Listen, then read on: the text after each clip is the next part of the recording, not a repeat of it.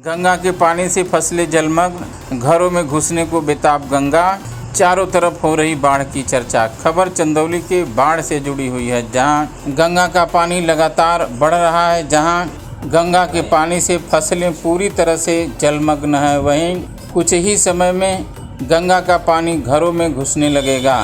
क्षेत्र के नादी गांव में स्थिति यह है कि सिवान की पूरी फसलें जहां गंगा के पानी से भर गई है, वहीं अब पानी गांव में भी घुसने लगा है। मकूनपुर गांव में पानी घुस गया है, घरों में भी प्रवेश करने के कगार पर है। विजय का पूरा, चकरा, मवरियाँ, चकियाँ, भूपौली सहित कई गांव के सिवान में पानी पूरी तरह से भर गया है, जिसको लेकर के किसानों में चिंता की लकीरें देखी जा रही हैं। हाल में ही किसान धान की रोपाई किए थे, साथ ही बाजरे एवं दलहनी फसल की भी बुआई बड़े पैमाने पर कर चुके हैं, जो अब गंगा के पानी से डूबने लगा है। चारों तरफ बाढ़ को लेकर के चर्चा ही चर्चा हो रही है।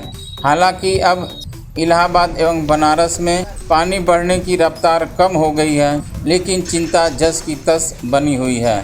विशिष्ट जनों का कहना है कि गंगा की रफ्तार इसलिए कम हो गई है कि पानी अब चारों तरफ फैलने लगा है। बाढ़ग्रस्त क्षेत्रों में संबंधित अधिकारी भी अपना दौरा शुरू कर दिए हैं एवं पीड़ितों का हाल जानना शुरू कर दिए हैं। और एक जनपद में मुकुंदपुर और ये गद्दोचक, जहाँ की सर्वप्रथम माँ गंगा का प्रकोप जारी होता है, और इसके बाद तो फिर चकरा है और ज़िले में तमाम गांव हैं। यहाँ की बाढ़ की विभीषिका बहुत भयंकर है, और यहाँ अब लोग पलायन के लिए अपना तत्पर हैं, जा रहे हैं।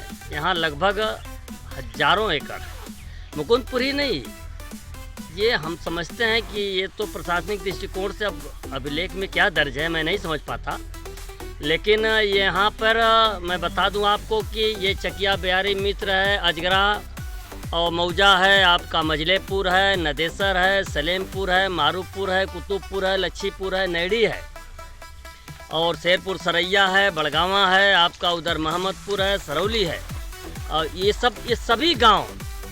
और सिर्फ बताया जाता है मुकुंदपुर।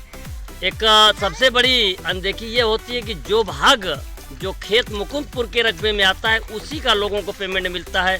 शेष अन्य मतलब मौजे में जो खेत आता है उसका लोगों को नहीं मिलता है। मजलेपुर, बस कहने को मजलेपुर में बाढ़ नहीं है, लेकिन मजलेपुर गांव का पूरा खेत डूबा हुआ है।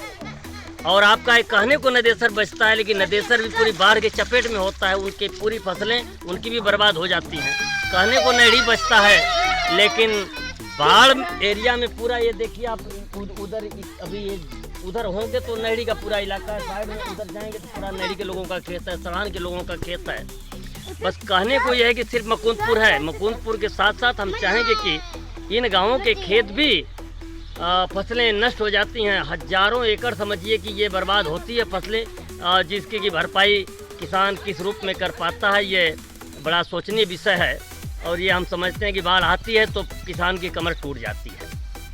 अब बेबस और लाचार देखिए, तमाम ये फसलें लोग रहर बोए थे, बैला बोए थे, चरी थी, धान लगाए हैं, अभी सब फसलें ये बर्बाद हो जाएंगी किसानों की।